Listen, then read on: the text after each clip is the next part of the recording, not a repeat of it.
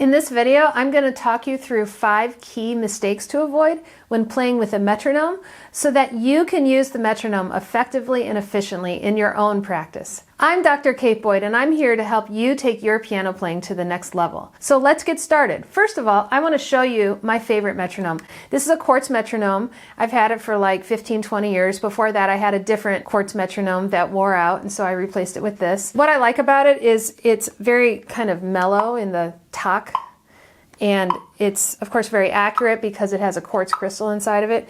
It has a headphone jack and a tuning thing and a volume control. And I just find it really versatile because I can carry it with me, and then I also don't have to have my phone on when I'm practicing, and so I'm less likely to get distracted if I'm using it. I'll put a link to it in the comments below. If you've been playing the piano for any length of time, you may have been told to practice with a metronome. Maybe you already have a regular habit of practicing with the metronome. In my work as a piano professor, I've noticed that a lot of times students will practice with the metronome, but they don't always use it as effectively as they could. Here are 5 common mistakes to avoid when you practice with the metronome. The first mistake is not knowing why you're using the metronome. The metronome is a tool that you can use in your practice to solve a specific problem. The thing is, a tool is only as good as the context you use it in. A hammer, for example, is a very useful tool, but it can't help you if you're trying to change the oil in your car. Whenever you're about to practice with the metronome,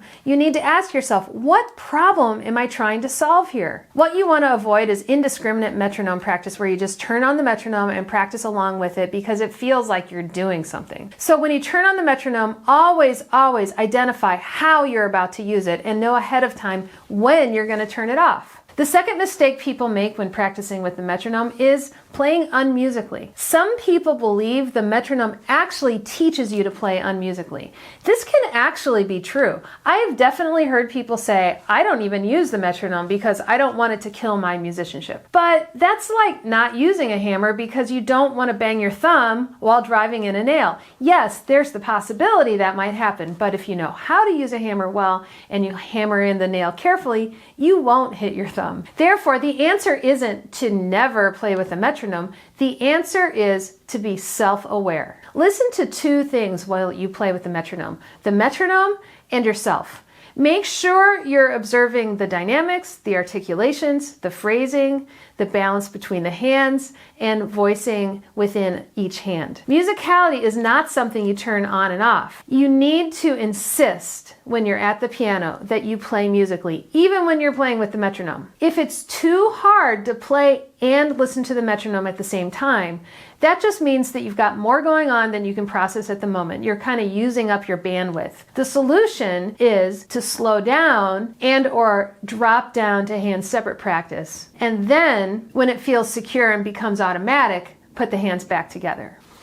The third mistake people make when practicing with the metronome is not knowing their final tempo. When practicing with the metronome, you need to identify and preferably write down your goal tempo. I always write it down at the top of my music. It's something you can always revise later, but it's important to set a target. It's just like anything else. I bet you do this quite naturally in other areas of your life. When you start writing a paper for school, there's usually a page or word count that's required. Right now, I'm writing a book review, and they told me exactly the range of words that I'm supposed to write.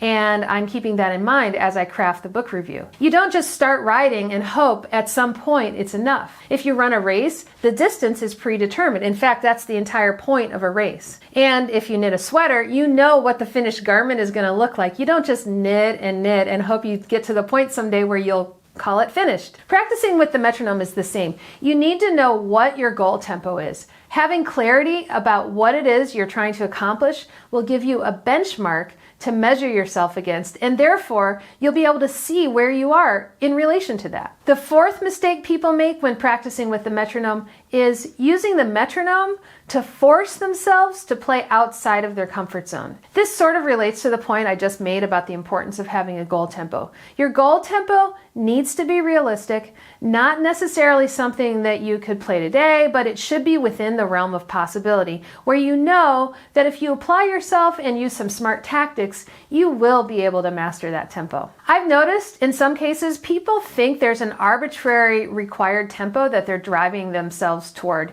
Maybe it's the tempo printed in the score by either the composer or the editor, or maybe it's a tempo they heard someone else play. The important thing here is don't use the metronome to push or punish yourself. Your interpretation is going to be your own interpretation. It doesn't matter if it's a different tempo than a professional recording you heard. If you're practicing and you get to a point in your practice session where you can't play any faster without it falling apart, slow it down a little bit, play it one more time at a tempo that feels extremely solid and under control, and then leave it for the day. The next day when you come back, you can continue your metronome practice from that point, and it will become gradually easier to play faster. The fifth mistake people make when practicing with the metronome is practicing with the metronome in the background. Metronome practice is an opportunity and actually requires you to do active listening.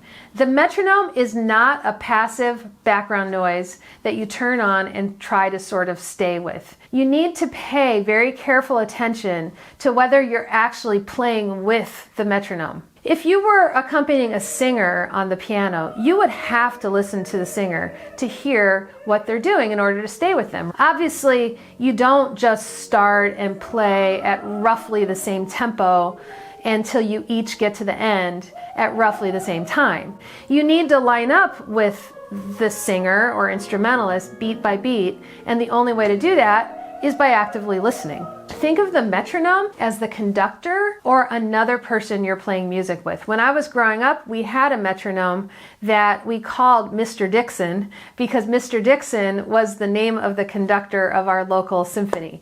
And that was a very useful strategy that my teacher gave me to think about the metronome as a conductor. When you play with another person or with a conductor, you breathe together and you listen. So make sure you're really together with the metronome and keep it in the foreground. So here's what it sounds like when you play with the metronome and you just don't really play with it. So I'm going to play the Pathétique Sonata, first movement, Allegro.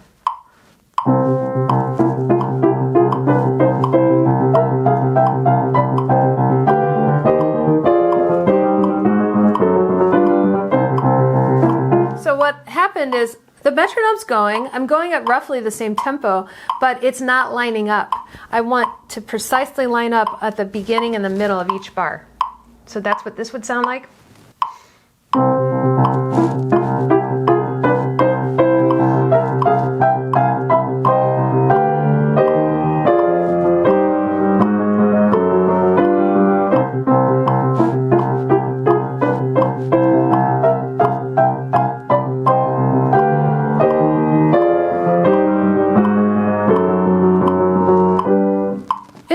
Stay with the metronome, you have to mentally anticipate where the next beat is going to go so that you're able to line up with it when it comes. And so when I was playing with the metronome just now, what I did was I had to adjust and kind of slow down in the middle of the beat as I was approaching the next click.